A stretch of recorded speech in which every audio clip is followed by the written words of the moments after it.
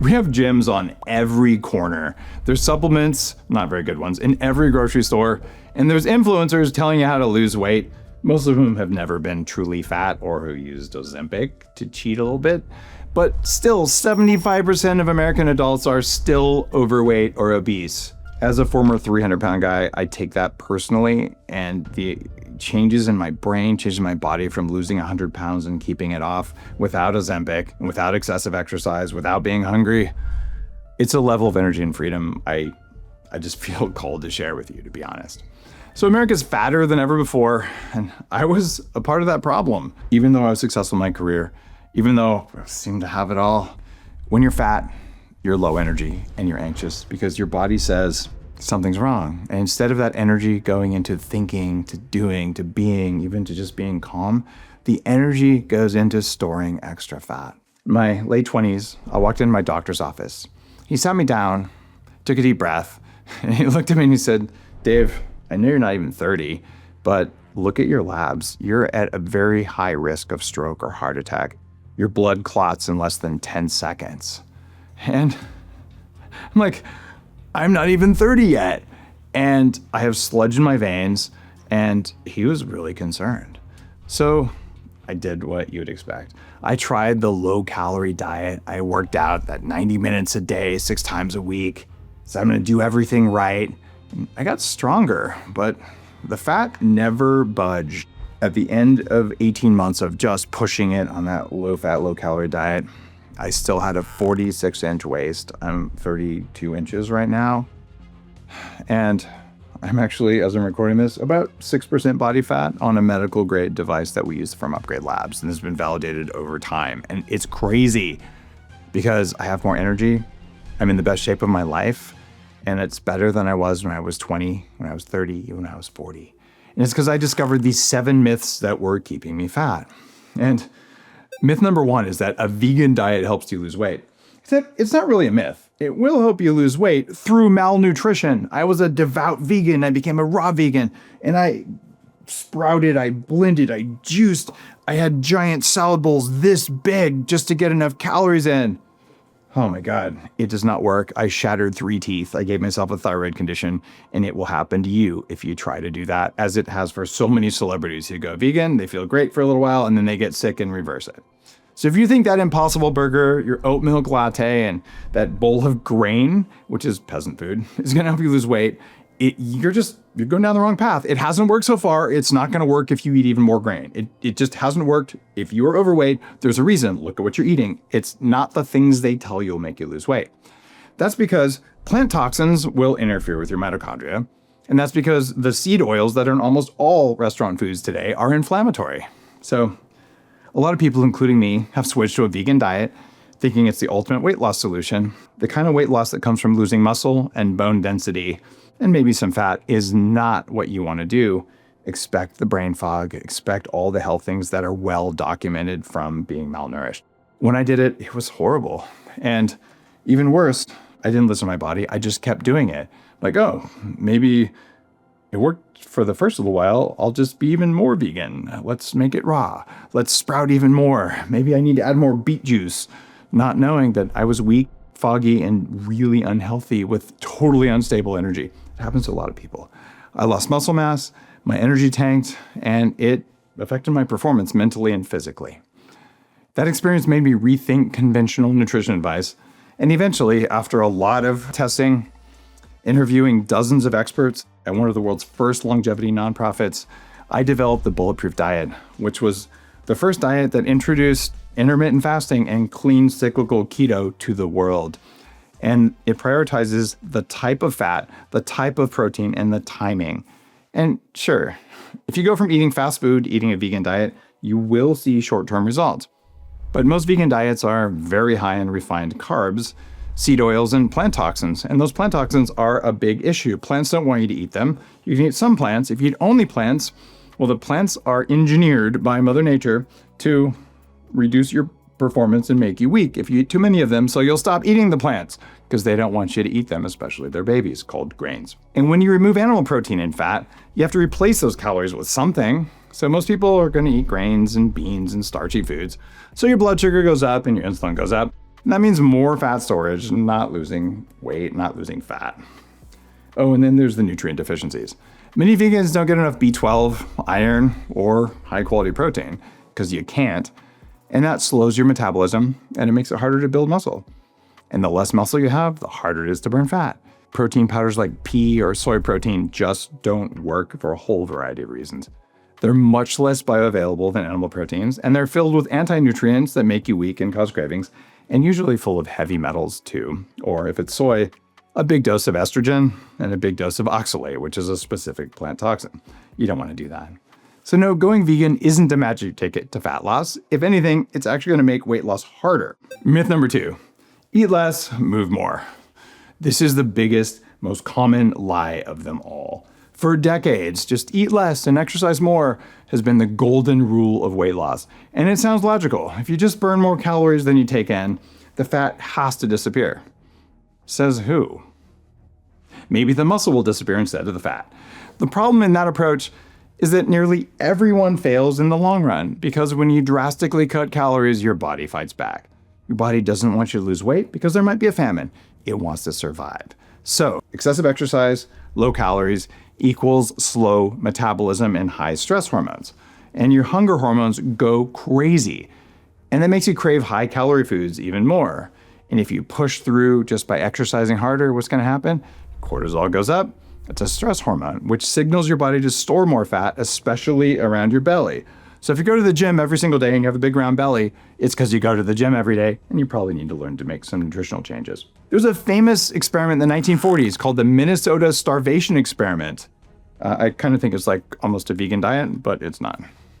Researchers put men on a very low-calorie diet and watched their metabolisms crash. These poor guys who signed up for it became obsessed with food. They had really intense cravings, the kind of cravings I had when I tried this. And once the diet was over, they rapidly regained the weight and more. Sound familiar? That's the yo-yo dieting cycle, and I have not lost 100 pounds. I've lost at least 300 pounds because I lose 20, gain 30, lose 30, gain 40, yo-yo up and down for for more than a decade I did that. And I don't do it anymore. You ever see The Biggest Loser? A year later, they're all fatter than they were before because it doesn't work sustainably for decades. The truth is, instead of starving yourself, you need to restore your metabolism by nourishing yourself, eating the right foods and enough calories.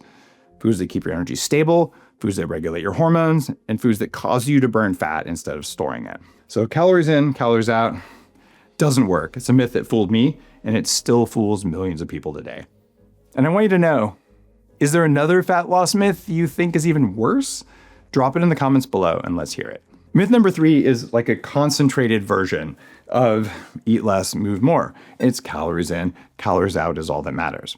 That sounds logical. Eat fewer calories than you burn for weight loss. But you're not a math equation and you're not a furnace. Let's take two people. One eats 500 calories of steak and eggs. The other eats 500 calories of cereal and orange juice. On paper, same amount of energy. But in reality, the cereal spiked the blood sugar, triggered a huge insulin release, and it tells your body to store fat. Meanwhile, the protein and healthy fats from the steak stabilize blood sugar, they keep insulin low, and they signal your body to burn fat. Same number of calories, totally different outcome. And different calories affect hormones differently. The type of food you eat determines whether your body stores fat or burns it for fuel. So no, calorie counting alone won't get you lean.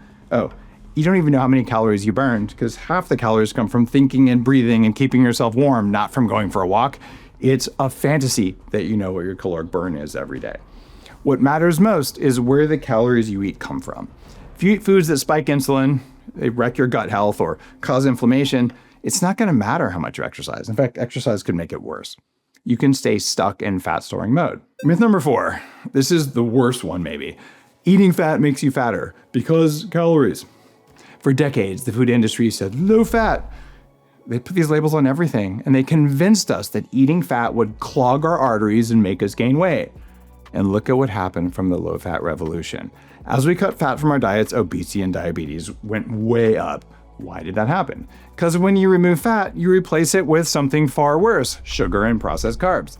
And even if you try to replace it with plants, it doesn't work. You're hungry all the time, and your willpower will give out. The truth is, dietary fat does not make you fat. Your body needs it to function. Fat is essential for hormone production, for brain health, and even metabolism. And I remember when I quit being a raw vegan, the first time, like, I'm just gonna have some butter, it was like the light bulb went on in my brain and my body just relaxed because I was so desperate for saturated fat, because you need it. What really drives weight gain is excess insulin, which happens when you eat too many refined carbs and sugars, and it doesn't happen if you eat butter, steak, and eggs. Insulin isn't bad. In fact, low insulin is really dangerous compared to high insulin, but you want balance. And the goal isn't to eat zero carbs either. If you eat zero carbs for long periods of time, that can wreck your metabolism and make you insulin resistant. What you want is a flexible metabolism, so you can switch between burning fat and burning carbs, and your body's happy either way. You can achieve this with a low toxin diet that contains cyclical ketosis, like the Bulletproof diet. You do not have to be carb free. I am not carb free, and you may want to be carb free for periods of time. Plus, not all fats are created equal. Seed oils, margarine, trans fats, you do not want to eat those things. They cause inflammation, oxidative stress, but healthy fats like butter, grass-fed beef tallow, MCT oil, and some extra virgin olive oil, those are good for you. They speed up fat burning and keep you full for hours.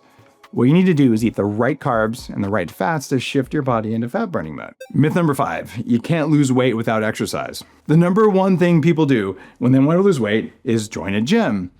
Even though 90% of your body composition comes from what's on your plate, not what you do at the gym. So going to the gym will improve your mood and cardiovascular health and help you put on muscle if you do it right, but it's actually a terrible weight loss strategy on its own. You cannot outrun a bad diet. You cannot outlift a bad diet. If you burn 500 calories on a treadmill, but then you drink a sugary smoothie and eat a carb-heavy meal, you're right back where you started. Or worse, maybe you triggered fat storage. Exercise can help with fat loss when you do it the right way, but it's not necessary. Short, intense workouts like HIIT training or strength training can signal your body to burn fat instead of muscle, but so will what you put on your plate. So if you think you need to be in the gym 6 days a week to lose weight, I am not, and I'm 6% body fat, and I was a 300-pound, very obese person at another time in my life. You can actually lose weight faster by focusing on food first. Myth number 6 is green smoothies help you lose weight. I have choked down more green smoothies than I would like to admit because I was a raw vegan. And green smoothies, I mean, they'll tell you they're the ultimate health hack. They're packed with leafy greens and some kind of trendy superfoods that are not nearly as super as something like coffee that has good science behind it. These green smoothies are marketed as the perfect way to detox, even though they're full of plant toxins, and to burn fat, which they don't. Green smoothies contain anti-nutrients like oxalates. These are compounds found in spinach, almonds, kale, and a lot of other things that we think are superfoods, a lot of grains, a lot of nuts, a lot of beans. And they block nutrient absorption, and they contribute to kidney stones, joint pain, and a whole host of other issues throughout your body. All the issues I had because I was over-consuming these superfoods that are basically barely edible plants. If you're drinking green smoothies daily, you think you're doing your body a favor, you might actually be loading up on those anti-nutrients that impair digestion, wreck your gut, make you tired, and cause systemic calcification. You don't want to do that. Greens like kale and even spinach weren't that common until very recently. In fact, Pizza Hut was the largest buyer of kale because it was a decoration for the salad bar. And in 2014, the Kale Marketing Association tricked people into thinking that kale was an actual health food everybody should eat. That's crazy. And we have one more myth to go. And if you're tired of mainstream nonsense and you've tried the things that are supposed to work and you're desperate and it's not working the same way I was, I would love to help you have a higher performing body and mind. Hit subscribe below. This matters more than you could ever know because the quality of life, the quality of energy, the quality of thinking that you're capable of there aren't even words for it. And it's so incredible. I'll keep giving you the real stuff. And finally, myth number 7, weight loss is about willpower. This is the myth that keeps people trapped in shame. I know because I was there. You've been told that if you can't lose weight, it's because you're lazy, unmotivated, or because you just don't have discipline. You know who says that? Young people who've never been fat and overtrain and try to cancel out Snickers bars with Diet Cokes. They've never lived it. They've never been obese. They've never tried everything and felt the helplessness of saying, I don't know what else to do. It's not working. Science shows us that fat loss is about biology. It's not about your willpower because your willpower is controlled by your energy. And if you're putting on weight, you have less energy. So when your hormones are out of balance, you're going to struggle to lose fat no matter how much willpower you have. Insulin gets too high, leptin resistance kicks in, cortisol goes up, and your body literally starts working against you. People will always fail on restrictive diets because they fight their own biology instead of working with it. That's why people who lose weight and keep it off for decades aren't the ones with the most willpower. They're the ones who understand their biology and they make their environment work for them, not against them.